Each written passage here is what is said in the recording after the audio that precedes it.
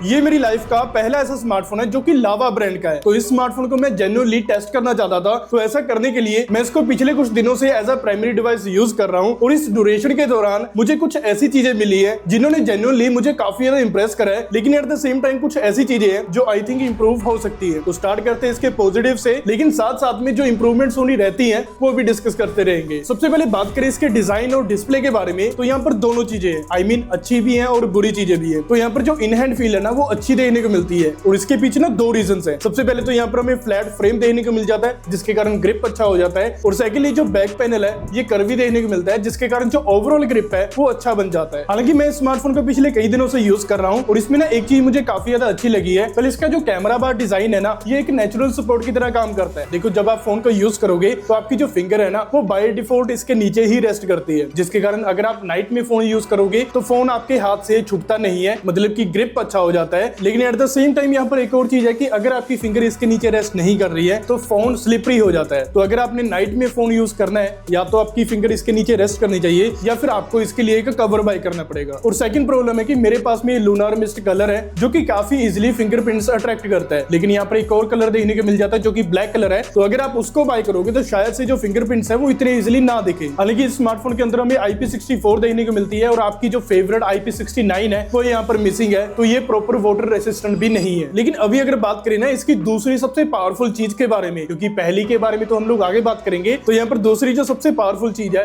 वो है इसकी डिस्प्ले। तो डिस्प्ले वाइज यहाँ पर जो एक्सपीरियंस है ना वो काफी तगड़े लेवल का देखने को मिलता है, क्योंकि यहाँ पर हमें बेजल स्लिम देखने को मिलते हैं बिल्कुल आपके पर्स की तरह, जिसके कारण जो कंटेंट वॉचिंग एक्सपीरियंस है वो काफी बेटर हो जाता है। लेकिन यहाँ पर एक चीज मिसिंग भी है कि यहाँ पर जो यूट्यूब है उसमें तो ये स्मार्टफोन HDR को सपोर्ट करता है, लेकिन नेटफ्लिक्स में HDR की सपोर्ट यहाँ पर नहीं देखने को मिलती है, जो कि एक मेजर ड्रॉबैक हो सकता है काफी लोगों के लिए। हालांकि मैंने ये स्मार्टफोन इंडोर भी यूज करा है और आउटडोर भी यूज करा है और विजिबिलिटी वाइज मुझे कोई यहाँ पर दिक्कत नहीं देखने को मिली है। हाँ, अगर आप इसको डायरेक्ट सनलाइट में यूज करोगे ना तो यहाँ पर रिफ्लेक्शंस जरूर आती हैं जिसके कारण विजिबिलिटी भी कॉम्प्रोमाइज हो सकती है, लेकिन इसके अलावा विजिबिलिटी वाइज कोई दिक्कत नहीं है। बट हाँ, यहाँ पर एक छोटी सी प्रॉब्लम नोटिस हुई थी मुझे डिस्प्ले वाइज, जो कि बाद में फिक्स हो गई थी। वेल क्या हो रहा था कि इंस्टाग्राम और यूट्यूब के अंदर ना ये 60 हर्ट्ज पर ही अटक रहा था। अभी चाहे आप रिफ्रेश रेट को 120 हर्ट्ज पर फोर्स भी कर दो फिर भी ये चीज फिक्स नहीं हो रही थी। लेकिन अभी रिसेंटली एक सॉफ्टवेयर अपडेट आई थी जिसके बाद से ये इशू फिक्स हो गया था। बट अगर ओवरऑल देखा जाए जो डिस्प्ले एक्सपीरियंस है ना वो हमें अच्छा ही देखने को मिलता है। कलर्स वगैरह अच्छे निकल कर आते हैं, बस एक दो चीजें हैं जो कि बेटर हो जाती तो और भी अच्छा होता है, जैसे कि यहाँ पर जो इन डिस्प्ले फिंगरप्रिंट सेंसर है ना उसकी जो पोजीशन है वो हमें काफी नीचे की साइड देखने को मिलती है। अगर ये थोड़ी सी ऊपर होती ना तो और भी बेटर हो जाता। लेकिन लावा के स्मार्टफोन्स को लेकर ना अक्सर लोगों के माइंड में डाउट्स रहते हैं, जैसे कि इनकी सॉफ्टवेयर सपोर्ट कैसी है, और ये हार्डवेयर तो अच्छा दे ही रहे हैं बट ऑप्टिमाइजेशन कैसी है, और सबसे इंपॉर्टेंट यहाँ पर गेमिंग एक्सपीरियंस कैसा देने को मिलता है। और इस स्मार्टफोन में सिर्फ 5000 mAh की बैटरी है, तो ये बाकी के स्मार्टफोन्स के साथ में कंपीट कर भी पा रहा है या नहीं। well, ये सारी चीजें डिस्कस करेंगे, बट उससे पहले बात करते हैं इसके सॉफ्टवेयर एक्सपीरियंस के बारे में। अभी देखो सॉफ्टवेयर वाइज ना यहाँ पर हमें 3 साल की मेजर OS अपडेट्स और 4 साल की सिक्योरिटी अपडेट्स देखने को मिल जाती हैं। लेकिन जब मैंने इसे स्टार्टिंग में यूज करना स्टार्ट करा था ना तो मुझे ना यहाँ पर छोटे छोटे जो है इश्यूज यहाँ पर देखने को मिले थे, जैसे कि कभी कभी कैमरा ऐप फ्रीज हो जाती थी और जब आप नॉर्मल स्क्रॉलिंग करते थे तो कहीं कहीं जिटर्स आ जाते थे, और 60 हर्ट्ज का तो मैंने आपको ऑलरेडी बता ही दिया है। लेकिन जैसे जैसे यहाँ पर सॉफ्टवेयर अपडेट्स आई है ना तो उसके बाद में ये जो इशू है ना ये धीरे धीरे सारे फिक्स हो गए थे, और अभी एज सच मुझे कोई इशू नहीं देखने को मिला है, जो कि एक काफी पॉजिटिव चीज है। खैर सॉफ्टवेयर वाइज लावा के स्मार्टफोन्स की ना एक काफी सॉलिड चीज है कि स्मार्टफोन के अंदर आपको कोई भी एड्स और ब्लोटवेयर्स नहीं देखने को मिलते हैं। तो मतलब कि जब आप एक नया स्मार्टफोन बाय करोगे तो आपको आधा घंटा पहले बैठकर एक एक ऐप रिमूव नहीं करनी पड़ेगी और नोटिफिकेशन ऑफ नहीं करने पड़ेंगे, जो कि एक काफी पॉजिटिव चीज है। इसके अलावा इन्होंने वायु AI प्रोवाइड करा है जो कि मुझे तो काफी बेसिक सा लगा, लेकिन अगेन ये इनकी स्टार्टिंग है तो धीरे धीरे मैच्योर हो ही जाएगा। तो यहाँ पर जो ओवरऑल सॉफ्टवेयर एक्सपीरियंस है ना ये हमें ओवरऑल अच्छा ही देखने को मिल जाता है। छोटी छोटी चीजें यहाँ पर जो रहती हैं वो इंप्रूव हो ही जाएंगी। लेकिन आपने एक चीज यहाँ पर नोटिस करी होगी कि हर सेक्शन में आपको पॉजिटिव्स भी देखने को मिल रहे हैं और नेगेटिव्स भी देखने को मिल रहे हैं, लेकिन इसका जो कैमरा डिपार्टमेंट है ना उसको लेकर ना मैं काफी ज्यादा डिसअपॉइंटेड हूँ। तो यहाँ पर हमें डुअल रियर कैमरा सेटअप देखने को मिल जाता है और इसकी जो कैमरा टेस्टिंग है ना वो मैंने काफी अच्छे से कर रखी है। लेकिन जैसे मैंने आपको पहले बताया कि रिसेंटली मुझे एक सॉफ्टवेयर अपडेट रिसीव हुई थी, तो उसके बाद में मैंने इसके जो कैमरास है वो दोबारा से टेस्ट करे। तो यहाँ पर ये कुछ सैंपल्स है जो कि मैंने इसका मेन कैमरा यूज करके क्लिक करे है। अभी इसमें आप देखोगे कि जो कलर्स हैं वो काफी बूस्टेड साइड पर आ रहे हैं, फोटोज में रेड टिंट आ रहा है और ओवरऑल जो लुक्स हैं वो हमें कंट्रास्टी देखने को मिल रही है। इसके अलावा जब हम ह्यूमन सब्जेक्ट की फोटोज क्लिक करोगे तो अगेन सेम चीज रहेगी, बट इसमें स्किन जो है वो भी सॉफ्ट हो रही है और जो कलर्स हैं वो भी अगेन यहाँ पर बूस्टेड निकल कर आ रहे हैं। हालांकि जब आप इसका ultra wide angle camera use करोगे ना तो यहाँ पर हमें कोई कलर शिफ्टिंग वगैरह नहीं देखने को मिलेगी, जो कि एक अच्छी चीज है क्योंकि दोनों कैमरास के जो कलर्स हैं वो बूस्टेड ही निकल निकल कर आ रहे हैं। खैर मैंने ना इसके कैमरा ऐप की सेटिंग्स भी यहाँ पर अच्छे से चेक करी है कि यहाँ पर कोई सेटिंग मिल जाए जिससे जो कलर प्रोफाइल है वो मैं यहाँ पर नेचुरल पर सेट कर दूं, बट मुझे ऐसा कोई सेटिंग नहीं देखने को मिली और अल्टीमेटली जो रिजल्ट है वो मुझे सभी कैमरास में बूस्टेड ही देखने को मिला है। हालांकि फ्रंट कैमरा में थोड़ी बहुत जो फोटोज है वो अच्छी ले लेता है, बट इसमें भी आपको रेड टिंट देखने को मिलेगा। लेकिन यहाँ पर एक अच्छी चीज है कि ये डिटेल्स अच्छे से कैप्चर कर लेता है। पोर्ट्रेट मोड में भी जो फोटोज क्लिक करी है उनमें भी आपको जो क्वालिटी है वो डिसेंट देखने को मिल जाती है। हालांकि एज डिटेक्शन भी अच्छी है, बट अगेन कलर्स बूस्टेड ही निकल कर आ रहे हैं। वीडियोग्राफी वाइज फ्रंट कैमरा अच्छा परफॉर्म करता है और इसमें EIS देखने को मिल जाता है, तो फुटेजेस इतनी शेकी नहीं आती है। बट सेम चीज मैं यहाँ पर रियर कैमरा के बारे में नहीं बोल सकता हूँ, क्योंकि रियर कैमरा का तो पूरा इन्होंने बेड़ा गर्क ही करके रखा हुआ है। क्योंकि यहाँ पर हमें EIS देखने को मिल जाता है, लेकिन आपको कहीं पर भी नहीं लगेगा कि यहाँ पर EIS वर्क कर भी रहा है। अभी इसमें ऐसा भी नहीं है कि रियर कैमरा के टाइम पर फोन जो है वो ज्यादा हिल रहा था, क्योंकि जिस वे से मैंने फ्रंट कैमरा की रिकॉर्डिंग करी है सेम वे से यहाँ पर रियर कैमरा की भी रिकॉर्डिंग हुई है। तो अगर ओवरऑल देखे ना जो कैमरा क्वालिटी है वो तो मुझे बिल्कुल भी पसंद नहीं आई है। बस हाँ यहाँ पर जो फ्रंट कैमरा है वो थोड़ा बहुत अच्छा परफॉर्म कर जाता है, लेकिन जो रियर कैमराज है उनका तो सच में बेड़ा गर्क हुआ पड़ा है। लेकिन अगर बात करें इसके सबसे ज्यादा सॉलिड चीज के बारे में, देन वो देखने को मिलेगी इसकी परफॉर्मेंस में। वह लावा ने ना रिसेंटली अपने स्मार्टफोन्स की जो परफॉर्मेंस है उस पर अच्छे से फोकस करना स्टार्ट करा है। और अगर आप देखोगे कि इनके जो मोस्टली स्मार्टफोन्स आ रहे हैं ना उनके अंदर प्रोसेसर हमें काफी तगड़े लेवल का देखने को मिल रहा है। और सेम चीज करी गई है लावा अग्नि 4 के साथ में। क्या स्पेक्स के बारे में तो आपको ऑलरेडी पता ही होगा, लेकिन हम लोग इसके एक्सपीरियंस के बारे में बात करेंगे। तो एक्सपीरियंस वाइज जब आप normal day to day usages में फोन को यूज करते हो ना तो आपको कोई भी लैग्स वगैरह नहीं देखने को मिलती है और कोई भी टास्क ऐसा नहीं है जो आपको फील हो कि ये प्रोसेसर या फिर ये स्मार्टफोन जो है उसको हैंडल नहीं कर पा रहा है। हालांकि सेम चीज आपको देखने को मिलेगी इसकी गेमिंग में भी। तो गेमिंग वाइज मैंने इसमें BGMI और वुदरिंग वेव्स को टेस्ट कर रखा है। अभी ये दोनों गेम्स इसलिए क्योंकि जो BGMI है ये सबसे ज्यादा पॉपुलर है, मोस्टली लोग इसे ही प्ले करते हैं और ये इतनी ग्राफिक इंटेंसिव गेम नहीं है। लेकिन एट द सेम टाइम जो वुदरिंग वेव्स है ये काफी ज्यादा ग्राफिक इंटेंसिव या फिर रिसोर्स इंटेंसिव गेम है, जिससे हमें एक्चुअल में पता चलता है कि फोन परफॉर्मेंस वाइज कहां पर स्टैंड कर रहा है। हालांकि अगर आप चाहते हो कि मैं और भी गेम टेस्ट करूं तो वो सब्सक्राइब करके कमेंट कर देना, हम लोग नेक्स्ट रिव्यू से वो भी गेम्स ऐड कर देंगे। खैर रीसेंट अपडेट के बाद में मैंने ये जो दोनों गेम्स है ना ये 30-30 मिनट प्ले करके देखी है और इसके जो एवरेज FPS है या फिर जो इसका मैक्स टेम्परेचर है वो कितना गया है वो मैं आपको इसके स्टैट्स में दिखा देता हूँ। बेसिकली जो वुदरिंग वेव्स है ना ये काफी रिसोर्स इंटेंसिव गेम है, जिसके कारण जो FPS वगैरह है ना वो फ्लक्चुएट होना एक नॉर्मल सी बात है। तो इसमें जो एवरेज FPS निकल कर आए हैं ना वो हमें 34 देने को मिलते हैं और वहीं जो टेम्परेचर है वो इसका मैक्स गया है 42 डिग्री पर, वो भी विंटर सीजन में। लेकिन जब समर्स की बात आएगी तो ये इजिली 50 को टच कर ही देगा, लेकिन वुदरिंग वेव्स के अंदर जो BGMI वगैरह या फिर जो दूसरी नॉर्मल गेम्स है उसको तो ये काफी इजिली हैंडल कर लेगा।